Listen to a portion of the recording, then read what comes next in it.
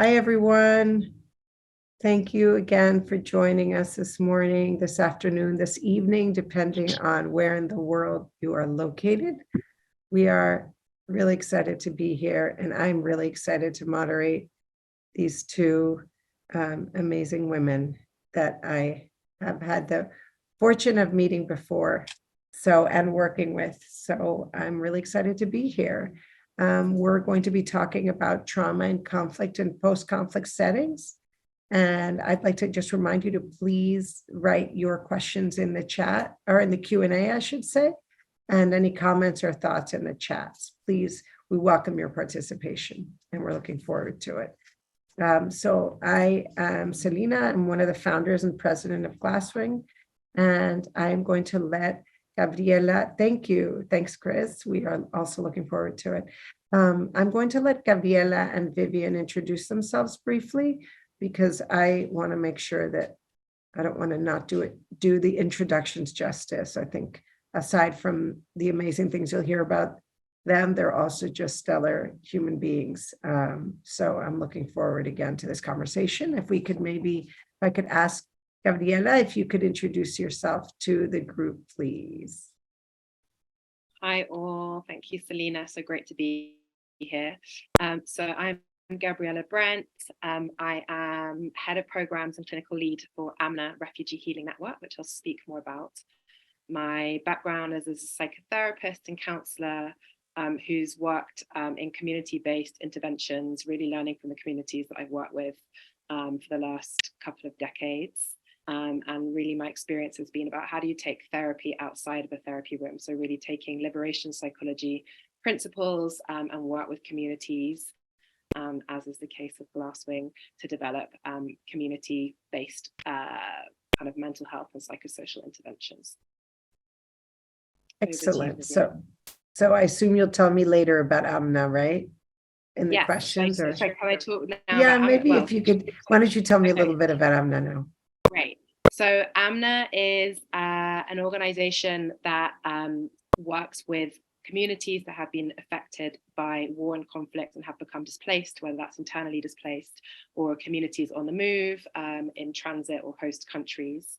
And we do many things, but the main focus of our work is to train community organizations in non-clinical, community-based trauma-informed interventions that are culturally sensitive. And I'm going to talk a lot more about what that looks like in practice, but really creating communities of care that are local, that are really supporting displaced communities to heal within community. And it's really focused on working with the body and helping trauma or stress that may have built up in the body due to conflict to start to be expressed and to released.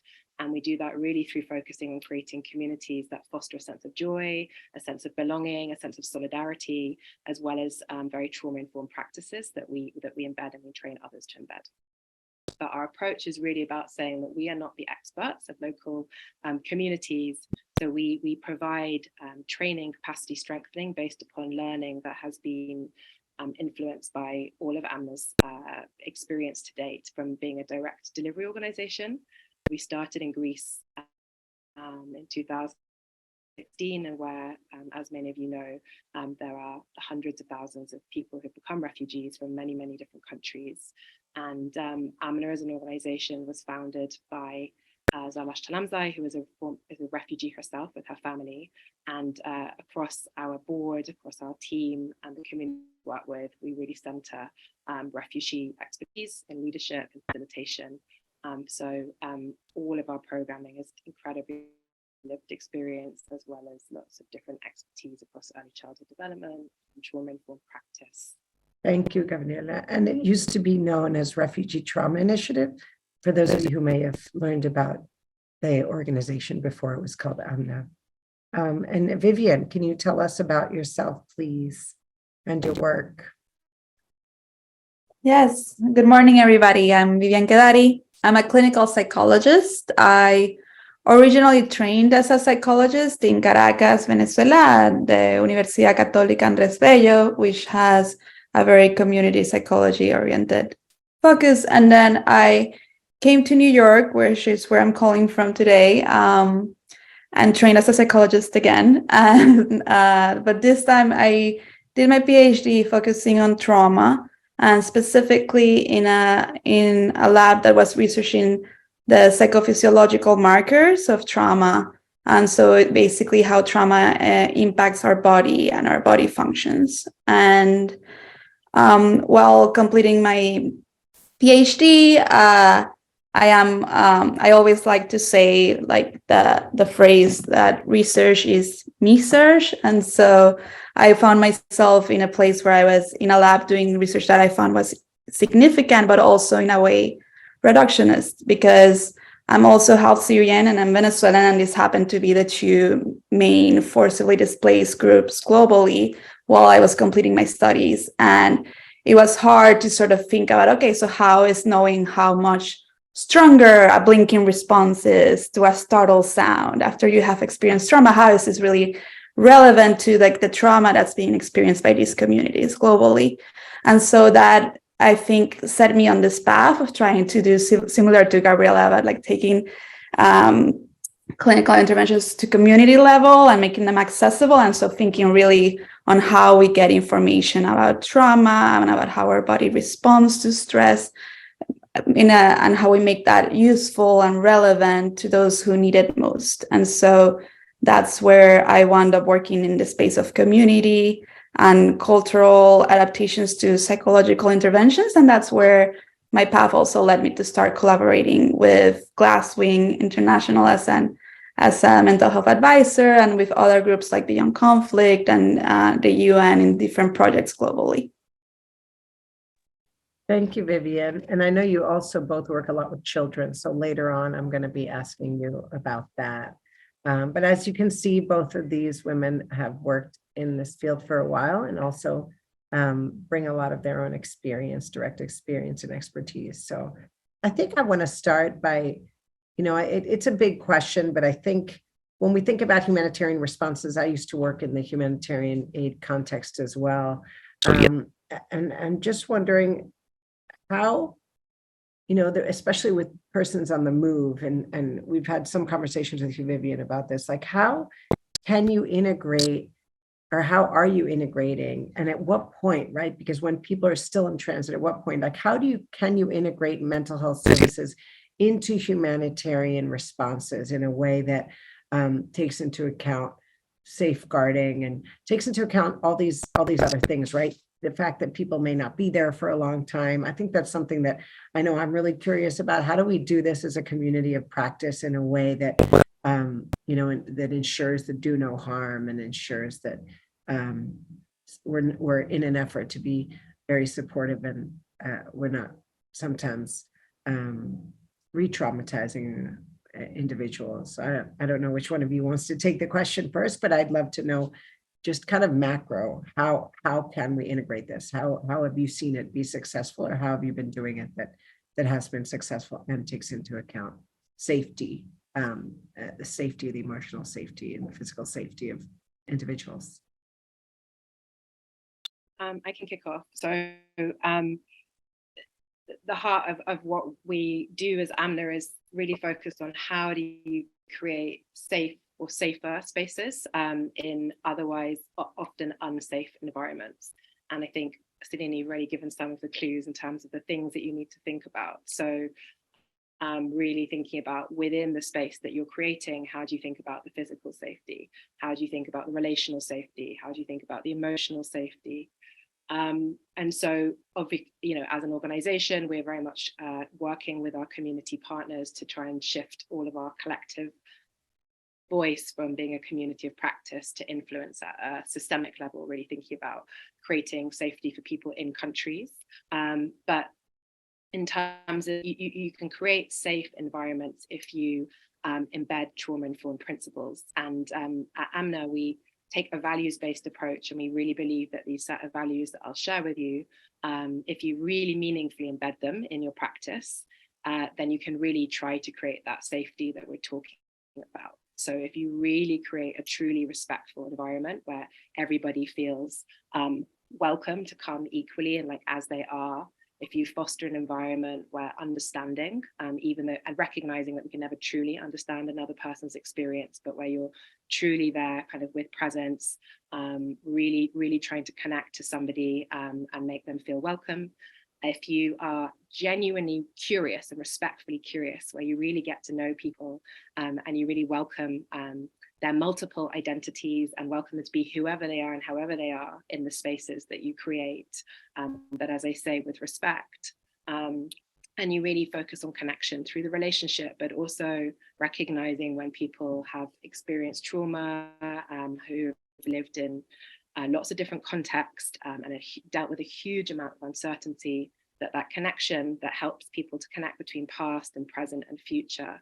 If you can really incorporate these values, then the likelihood is that you're going to be creating islands of safety. And I think in unsafe external environments, creating islands of safety where when people come into that classroom or come into that tent if it's in a refugee camp, come into that side room in a detention center where there's a safe person, then you can start to really give people that sense of safety that at least builds a sense of safety internally. And the more that we build that sense of safety internally, the more people's sense of safety or reading of situations and people of who they feel safe with will start to build. And safety is not something we can give to people, the same as trust. It's something that grows over time at our own pace. Thank you. I think that's really this concept of islands of safety is really interesting because, you know, like you said, you can't be with someone all the time or be a resource physically present. So this idea of knowing where to go when everything is uncertain is a really important concept. What do you think, Vivian? What do you think about? I know you've worked in with populations, you know, in the Middle East, and I know you're from Venezuela. So what do you think about responses and with us in Latin America in these contexts? Yeah, absolutely. And I think actually that the way I usually explain this is going to match perfectly with this idea of islands of safety that Gabriela shared. And so what I speak about is about when particularly when speaking about the displaced groups, like the forcibly displaced groups, there's many considerations that I kind of like to flag for folks when they're thinking about how to approach the issue of mental health and how to provide support to these groups. And one of the key things I think to remember is like timing. And so when we think about the first big bias that happens when we're thinking about how do we provide mental health support to folks that are displaced is that we all automatically assume trauma, right? Like your problem is trauma, and it's more, there's other issues that people might be seeking support with, or not even just like even calling them issues might be simplifying them too much. But people are coming with grief. People are coming with just it's normal stress if I'm having to be like a PTSD type response. People are coming feeling depressed. People are coming with pre-existing mental health challenges that predated the conflict that led, or the environmental disaster that led to their displacement, right? So the first thing is this, like having this openness of not saying like, okay, so this must be trauma and I will have like this like trauma intervention and trauma is what we're gonna tackle with you.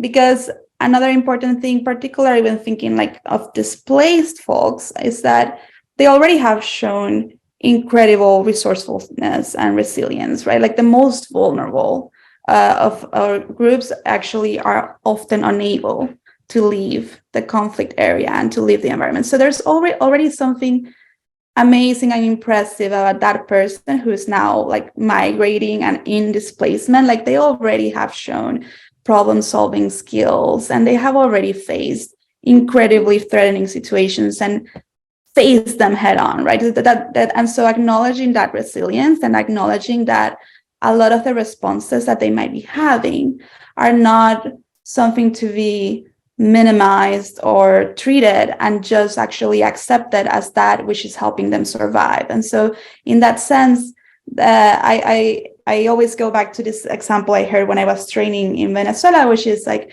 you know, if you're in a boat and the boat is in flames, And so you're in the middle of this lake and the boat is in flames. You have to swim, like, or middle of the ocean is better. And the boat is in flames.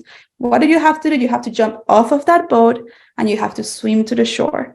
And so when the person is like standing there about to jump into the water and the boat is in flames, that's not a very good moment to approach that person and be like, well, let's have a conversation about how you feel about like the deep blue sea and what might be lurking down there. Like, that's not a moment to open like introspection and how do I feel about this idea of having to jump. No, I have to jump.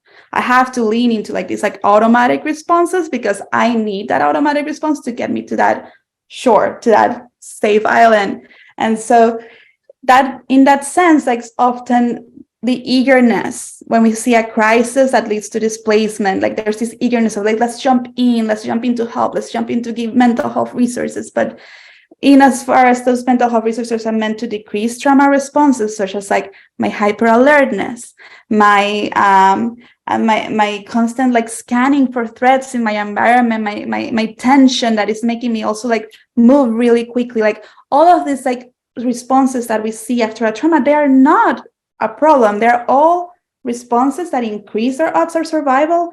PTSD, post-traumatic stress disorder, becomes a problem post-trauma when these responses linger. But immediately during displacement, before you have reached that safe island, those responses are serving you very well. But bringing that awareness to them or trying to diminish or framing them in a way that people might perceive them as pathological is actually going to create this tension between the individual and the responses that are serving them well. So I think that reminding people of not jumping into assuming that trauma responses are bad per se, that it's about timing when they become problematic and that accepting, and it's more about if like you're meeting somebody in transition, if they haven't reached that safe island, if you haven't been able to create that space where there's enough stability and enough permanence that somebody might be like able to like really engage in the work of saying like, I'm safe, I'm going to decrease these responses. The best you can do is just, you can perhaps like provide information that normalizes the response so that they see and that also validates and highlights their resourcefulness and like, look how your brain is working for you to help you survive, like, and not pathologizing it. And so like, I think that is like very important to keep in mind, like with folks with displacement and also when intervening with folks that are still within the conflict areas where, again, trauma responses are serving them well to an extent. Their brain surviving the way that anybody's brain would survive.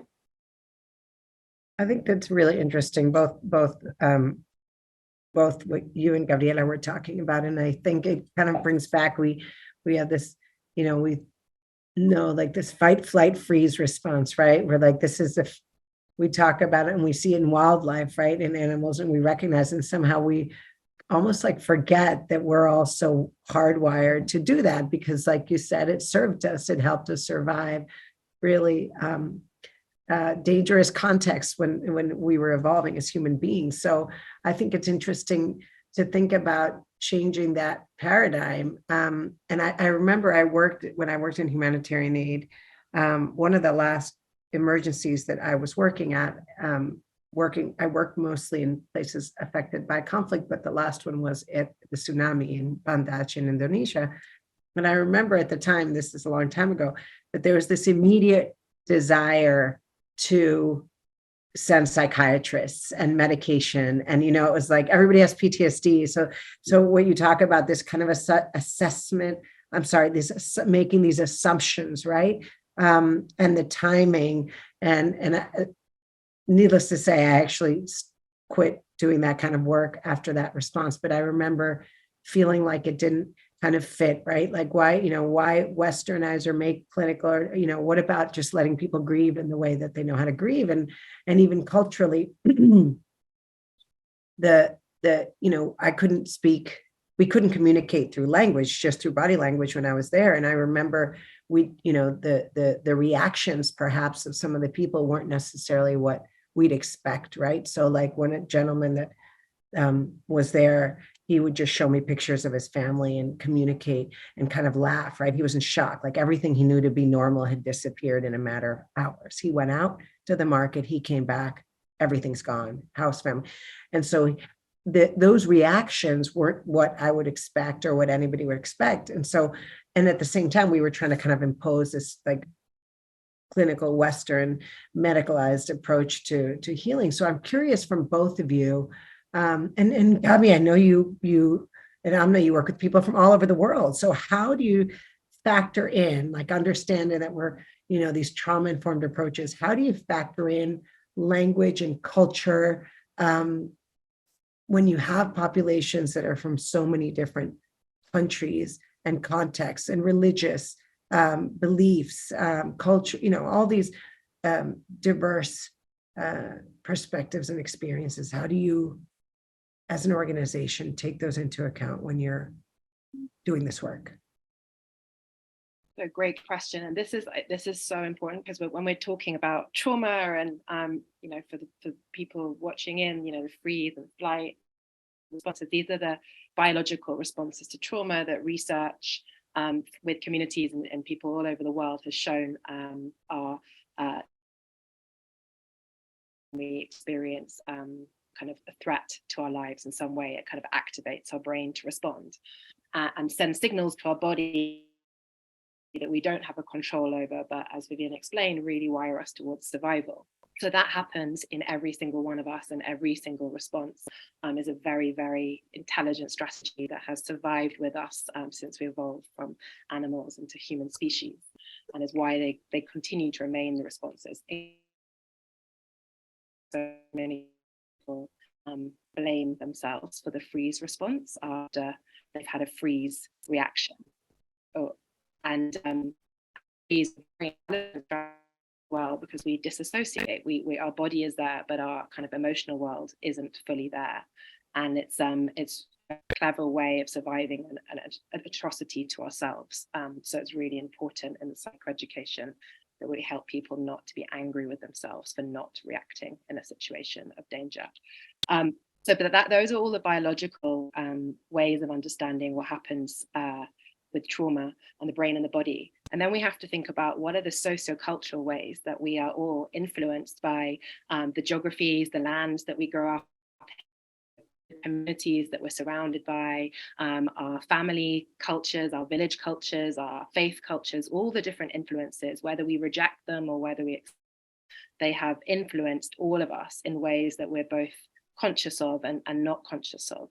So, what you were saying, Zelina, about going to a community and not seeing a reaction that you expected, that may be because of the moment that you're connecting with a community or an individual in the shock. And it may be also that the ways of coping are kind of learned and internalized in different ways, and then they create different ways of behaving. So we mustn't go in and say, oh, I know best, and I know how somebody's going to respond to this, because we don't know. We don't know how an individual is going to respond. We don't know how a community is going to respond, and there is no right way. So when we are coming up with trauma-informed approaches, we have to think about, are they identity-informed? Are we truly being curious and respectful to the individuals and communities that we're working with, in recognizing that each person has their own way of processing, meaning making, and of healing as well? And when we're designing or working with communities to create interventions, how much are they really coming from the communities that we work with? So at AMNA, because our focus is on non-clinical practices, and everything Vivian said is true for our work, which is we do not unpack trauma, we do not go straight to the heart of it. And when we work with very clinical organizations, we really are helping them to sort of pull back from that hyper pathologizing approach, to give people a space to grieve, to mourn, to act out these symptoms of stress and overwhelm, and give their bodies a chance. And then there's practices that draw on wisdoms from all over the world and evidence bases that show, if you use practices like rhythm and movement, sound, music, storytelling, so lots of practices that have existed, again, in communities since the beginning of humankind, we can help the body to release as it needs to. So if people have become hypervigilant and their trauma has overwhelmed them, or the stress has overwhelmed them, they need help soothing. And if people have frozen or become disassociated, they need help to come back online, to kind of come back into their bodies. And so we train people in how to use movement, how to use rhythm, how to use music as a healing tool. But then we train, or we work with our partners to say, okay, and in the communities that you're working with, what are their rituals around music? What are their rituals around, circle gathering? What are the rituals around rhythm? So we don't say sing this song or do this activity. We provide examples and we provide activities, but it's really about supporting the community to then incorporate the practices that already exist. And sometimes they don't, especially with communities that have become really fractured, but they start to come in over time. And sometimes at the beginning, they're really there. And it's so important. That's how you get buy-in from the communities as well. Sorry, I just said a lot of things at once. So, Thank you. No, I think it's really interesting. And I think you said in the beginning, sometimes people just want to grieve and be left alone to grieve, right? And not have everybody kind of say like, what do I do? How can I help? Kind of overwhelm you with, well-intentioned desire to provide that support when sometimes you just need to go through your own process. Vivian, what do you think? What do you think, and how do you see? Because I know it's cultural, but it's also a circumstance. I know we've talked about the work, not just in different cultural contexts, but also even like there's work, for example, with persons on the move, and then there's also work with people who have, faced violence. I mean, we've talked about like how would work in a setting where, someone perhaps from Venezuela or from Honduras is, they're at the US-Mexico border, and then how the work with that kind of population would be different.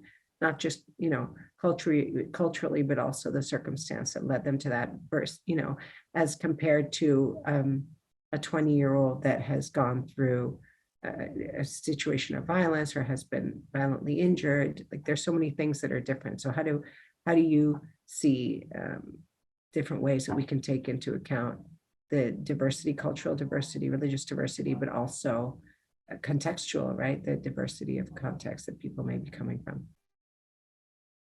Yeah, I think that the big challenge of this like community level interventions and this scalable interventions is that when you're thinking about providing psychological support on an individual level, there's so much space to sort of get to know the person and get to know their background and get to know how they feel about their cultural practices and their background, because they might all be like, some people might be extremely aligned with their cultural traditions. Some people might be more like on the fence, like there's generational differences.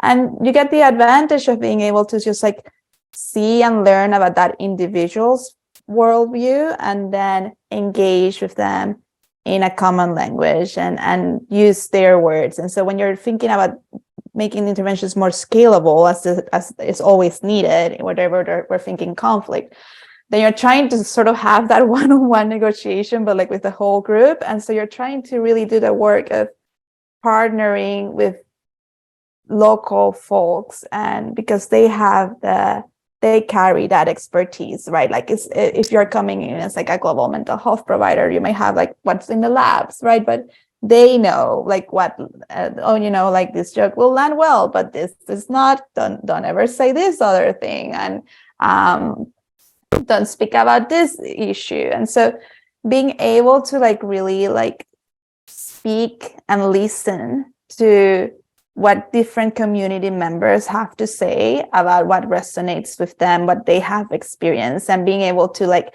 tap into like the way that they have worded and explain what's going on, and just think of a way of complementing that with additional information rather than replacing it or imposing new information like, oh no, what you all have is trauma, and this is trauma, and this is what we're going to do about trauma.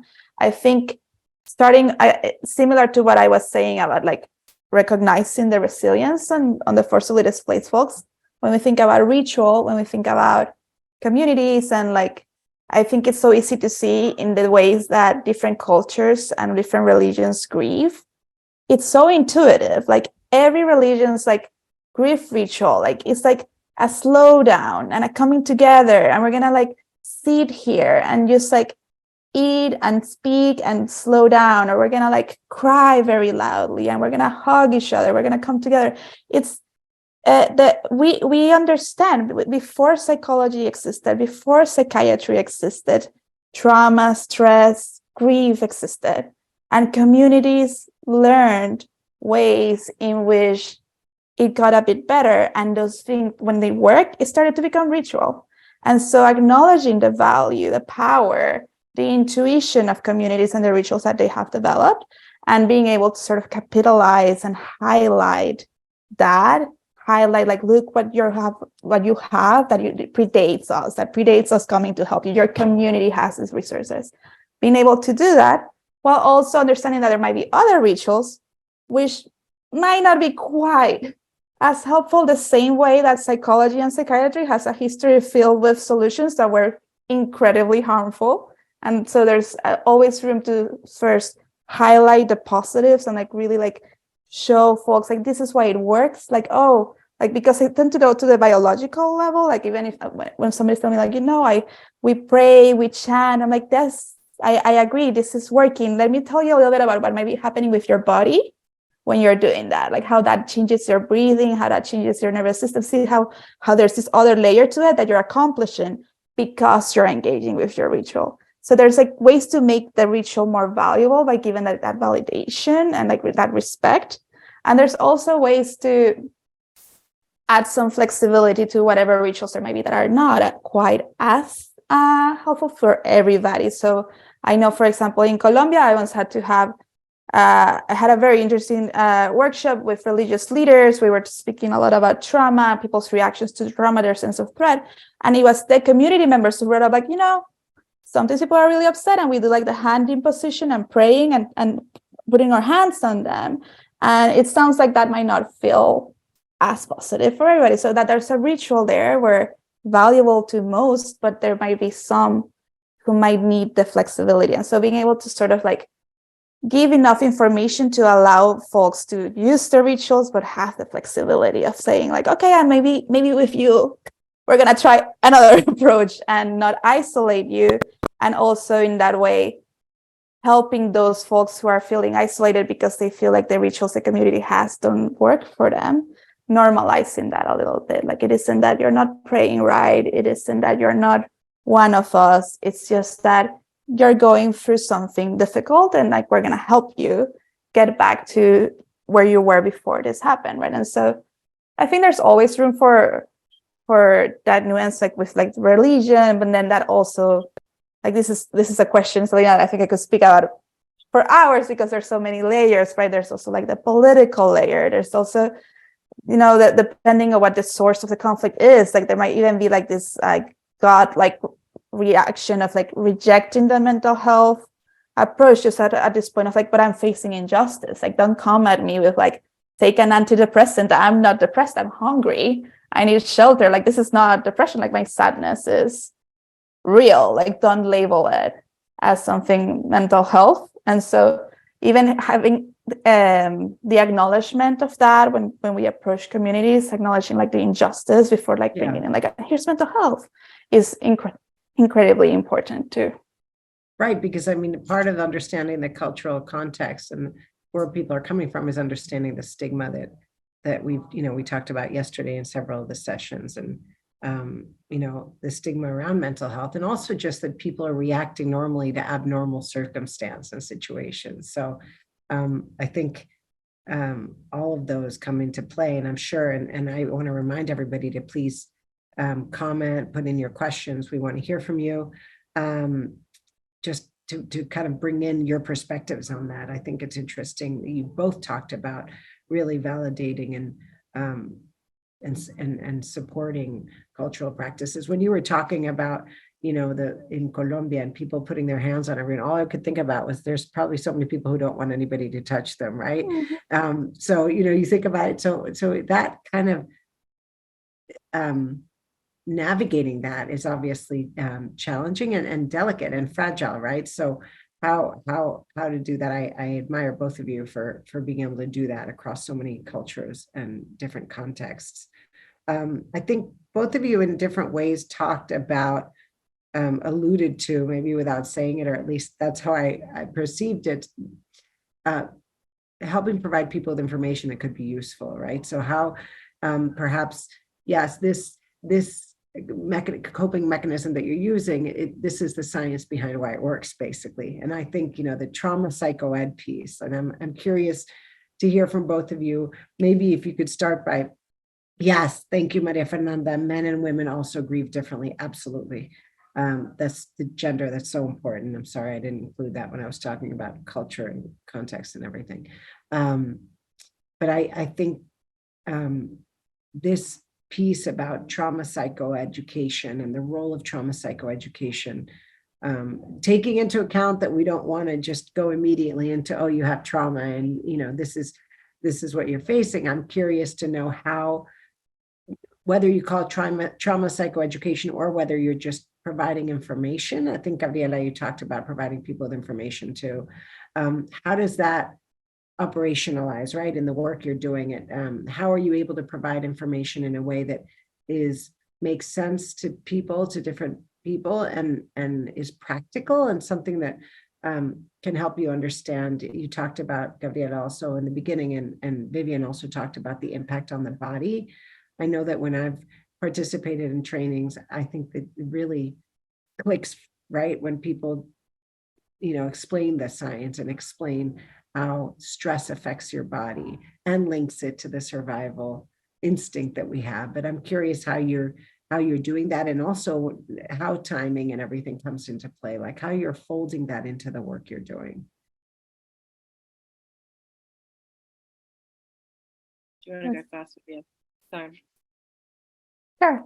I think, like, for me, when I think of psychoeducation and sharing like this information about trauma in general, first is, yes, we don't need to call it trauma. We can just call it like, this is how you're surviving. Like, something happened, something that challenged and threatened you in a way, and this is what your body is doing whenever it's threatened. And so you might have noticed something like this. But we also, if we think about how we learned, and if we think about like school, like I always use this example, right? Like, so some of us might have gone to school and learned like about like the planets in the solar system, or like the mitochondria is the powerhouse of the cell, or like whatever other like random fact that like they tell us over and over in school. And like we kind of like are like, okay, these are like those facts that like I learned, but like don't really have like a day-to-day implication on my life. And so we really have to think about how we share information that isn't like so academic and so class-like that people are like, okay, sure, now I know that. Like, how is this practical on my day-to-day? And we need to think about how people remember. And I always make this joke with folks when I'm doing a workshop, and it's like, like if I tell you now like all of the list of potential responses to stress and trauma, you're gonna remember 2 of them, 3 of them tomorrow. But if I ask you what happened on like the last episode of like the telenovela and the show, you're gonna tell me that play by play of like, and then this guy said this, and then that guy said this, because we're so good at gossip. We're so good at remembering gossip. And so if we're good at that, then make the information gossipy, right? Like if that's how we remember, then like let's figure out how we take this information and we embed it into storytelling, or we embed it into examples that are very visual, very easy to remember. And so it's not simplifying the information. The information you can still deliver like the same amount of information. It's just thinking about how people hear, thinking about how people listen, thinking about how people remember, and thinking on how likely people are to return to the explanation.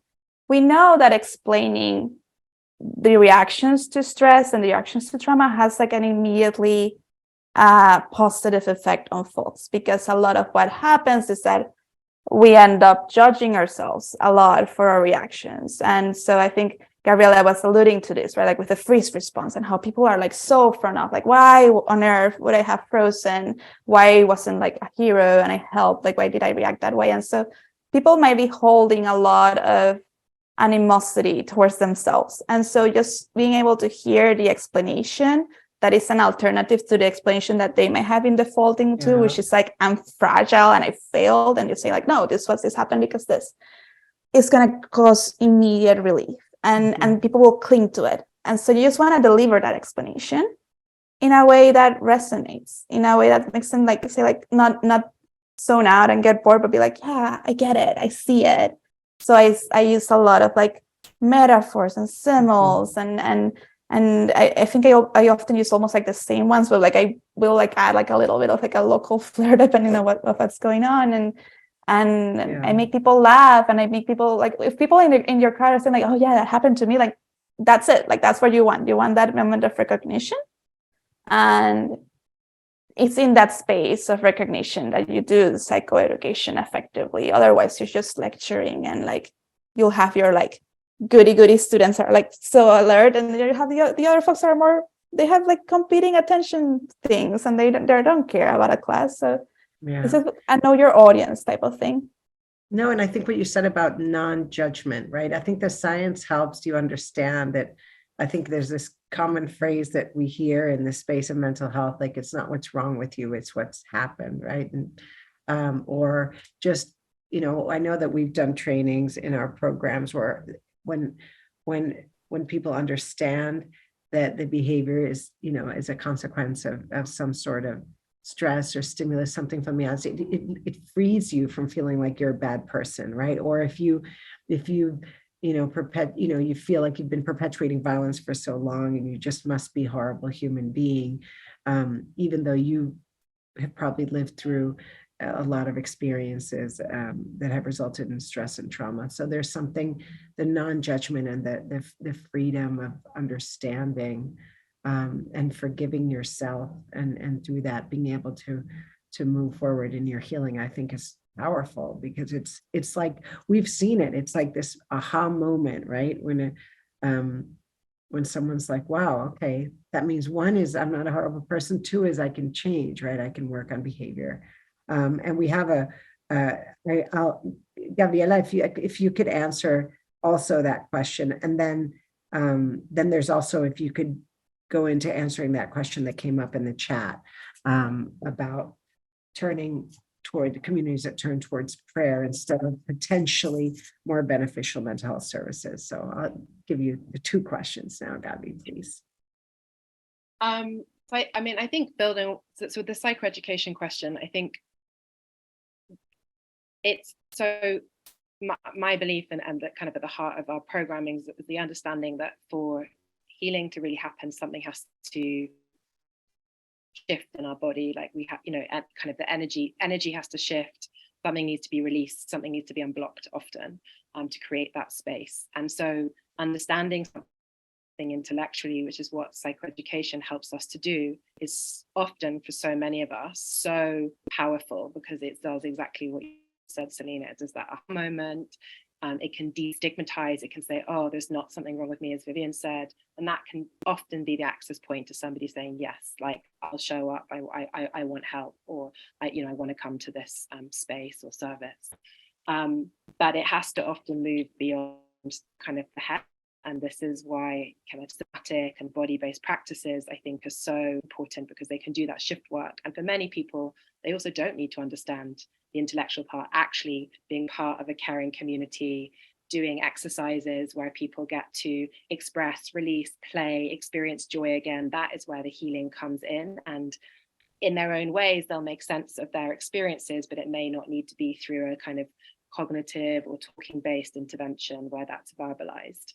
And so I think that it's really important that practitioners and interventions think about what is most beneficial to this person or to this community. So in our early childhood spaces, for example, people show up and they come to this safe space, rituals, and people, adults and children, so caregivers and children together, invited to play. And there's a huge amount of thought and intentionality behind the exercises, but they're not psychoeducation spaces. But the facilitators that we've trained are trained in the psychoeducation, and they may offer something to somebody or to the group at some point if they feel it's of value.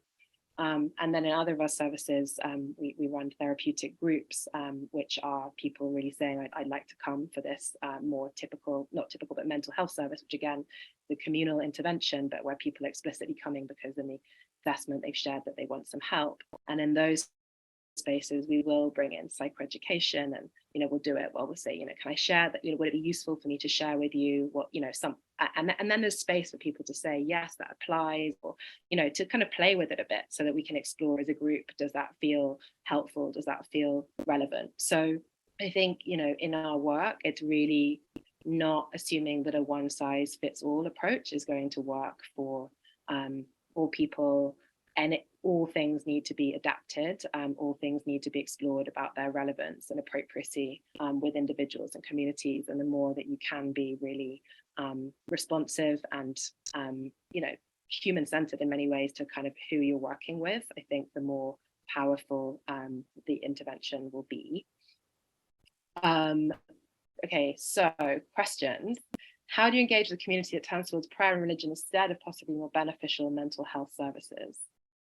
So I think this is where we need to really look at the power or the resourcefulness, as Vivian spoke to earlier, that may come to people or communities through that prayer or religion, and recognize that for others in that community, that may be part of what's exacerbating their stress or their distress or their traumatic experience. So actually what's like mental health and psychosocial research is showing with conflict affected communities is that the most impactful interventions are community-based interventions. They are often through faith-based groups, not always, but I think rather than seeing mental health-based traditional, I mean, I'm not sure what is meant in the question by beneficial mental health-based services, but I think if you can think about ways to integrate, so to explore what is that individual or community getting from prayer or religion, and as Vivian spoke to earlier, how can you do some of the linking work? So maybe it's through the faith community that you start to do some of the accessing that community about the mental health and psychosocial care work. Maybe it's that you train some of those leaders of that community in different practices that start to be integrated into the ways they work with communities. Or maybe they become the relationship, the hand holder into other services or other spaces that exist, I think is really important. If the religion or the prayer is sort of presenting as a problem to a mental health-based intervention in terms of somebody seeking help or seeking support in other ways, then I think you need to work with those community leaders who are sending those messages to kind of see if there's some kind of negotiation there where you can start to work more collaboratively. And if that's not the case, then maybe it's just presenting something alongside as alternatives. But wherever possible, I think working together and really focusing on community-based approaches is to integrate mental health is really important. Thank you. Thank you, Cami. We have two other questions. I think there's one in the Q&A that Chris was asking. He was talking about how, I don't know, I mean, if you guys could open up the Q&A also, but I think he's asking about how do you, the panel members, work with anger in the context of the aftermath of a disaster, such as a tsunami, but also others when thinking about just human rights and other issues that, how to deal with anger. And the other question was also that that Marilena asked, also Maria Fernanda asked, was the relationship between these kind of basic needs, right? Food and mental health. So I think both of those are really interesting questions. If either of you could speak to that. I don't know, Vivian, if you have, you want to start off with the question about dealing with anger in contexts of.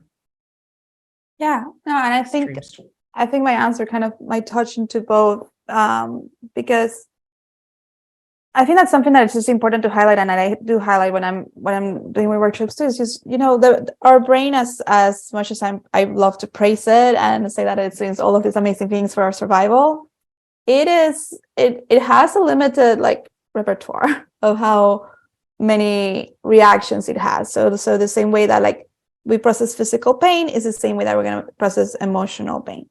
And when it comes to threat, our brain, from the get-go, is identifying its priority is survival, right? And survival is food, water, shelter.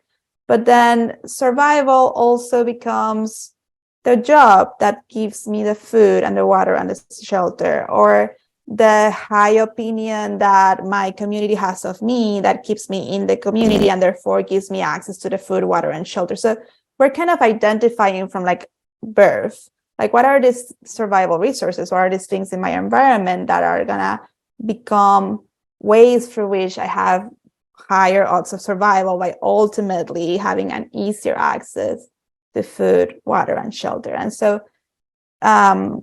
this one, I guess, also might touch like the religion question, because this comes up, like we identify religion or religious community as one of those like survival resources. And so when there's this clash presented between science and psychology and mental health and religion instead of complementary, this is an attack on a survival resource. And for my brain, a threat on a survival resource is processed the same way that me in front of a tiger that's about to eat me is processed, because a threat is a threat, whether it be like immediate or to one of these like resources. And so I am going to go into this like fight, flight, freeze mode, right? Like I am going to go into this defensive space that is it's an inherent part of me that I don't even have a full control of, because we are biological organisms, and the same way that we reflexively pull away from a burning flame, we're gonna tap into these reactions that keep our body alive. It's not something that we can easily like stop doing. And so when it comes to food scarcity, then we get into particularly tricky territory, because when it comes to food scarcity, and this, and so here I'm talking about Gabriela, but here's where I go to the anger. When it comes to food scarcity, all of a sudden, one of my survival resources, which was community, is also now becoming perhaps a competition to that very scarce resource. Because now, I don't know if like this like community, it has enough. So now it's like that's when we get into like every man for themselves type of behavior. And we see a lot of like communities splitting into smaller subgroups, and then like creating a bit of like tension between those groups. And it is fueled again by this like automatic assessment of like your higher odds of survival if you exclude those folks, and then like this group is going to have a higher odd.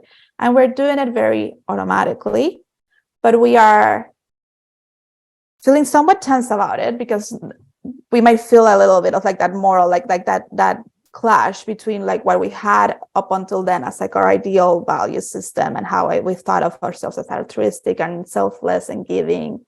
That might be like in direct contrast with our current behavior. So that's already creating some tension, and tension is discomfort, and discomfort is irritation, anger. But there's also the fact that you are now a threat to me, and I will respond to you as if you were a threat. So enter the aggression, enter the anger, right? So it's natural that we might see people being more frustrated, people being more aggressive, people being more tense, people being sort of so exhausted in their ability to like hold all of this like emotions that they're dealing with, that they don't necessarily have as many abilities to de-escalate. After there's been a misread or I was slightly offended, we automatically escalate them, because it's just, we are in this like high wired mode of survival. Yeah. And so I think bringing that awareness into the space, make it so that whoever's like trying to provide resources, trying to provide help, doesn't take it personally, like sees where it's coming from, doesn't see like, I think sometimes it is challenging to be in the receiving end of the anger, and it can be like, well, I can't help them if they don't want to help themselves, or like this like dismissive comments of like, oh, I tried. And to be able to see like, no, like that anger that you experience was them trying to help themselves. Very hard. The importance of linking to addressing these other basic needs, right? So like Maria Fernanda mentioned, I think it's, you know, it's bringing these in. And I think we're getting, unfortunately, we have 5 minutes left. So I want to, I think it goes back to also how foundational and how interlinked mental health is with so many other things in our lives, that obviously we all know that. That's why we're at this conference. But I think it's, you know, I think it's interesting. And I'm looking at Marilena's comment also, and she said, you know, it's great to see you just kind of push away from the narrative of trauma as the only possible outcome. towards, other kinds of responses to it. I think that's been a thread, right, in this conversation that both of you have mentioned. And I wanted to know if you could kind of give us some final thoughts on what we've been talking about. I feel like we've covered a lot of ground, but Gabriela, just as we all move forward in our work, what do you think are some of the most important kind of bullets? If you could give us like 2 or 3 really important things, takeaways that you think would be valuable for us to have, that would be great.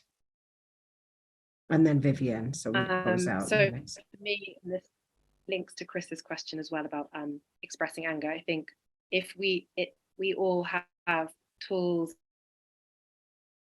resources that exist within us already, that exist within our communities, or that we can discover, and they are often not complex. It may be, the way that we use our body. We can express anger by, hitting a pillow, or we can process grief by making drawings in the sand in a kind of post-natural disaster conflict, or working with mud or Play-Doh. So there's so many different ways that we can help the body to express and release, and through that, meaning of experiences comes through. And sometimes that needs to be verbalized, and sometimes it doesn't. But the more that we can help each other to recognize what works for us and what is in our personal toolkit that we can take with us wherever we go, on the bus, in a natural ongoing disaster, in a war zone, that we can come back to, the more we will help, we will know what helps our body to regulate and to come back to a place where we can trust ourselves and our decision making, even if things aren't okay.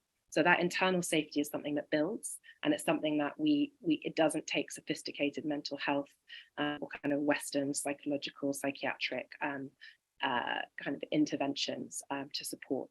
So I think that's really important. And I think what I also want to leave with is the power of community and being part of a caring community where you can show up as you are, you can participate on your own terms. That doesn't mean you have to engage. It means you can sit and watch, you can go out the room if you want to, where you support people to connect to their agency. And that's how dignity starts to rebuild again, which is so important for healing work as well. Thank you. And safety, key word, right? So thank you so much. Vivian, we have 2 minutes, and David just asked a really big question. What can we do to help those who don't? So maybe they can leave for you guys to type some thoughts on that. But Vivian, what would be your last couple points? And then we can keep the screen open before everyone jumps into the other sessions if you have answers for David. Yeah, no, and I can answer David's question as my closing point, because I think it goes into 1 minute.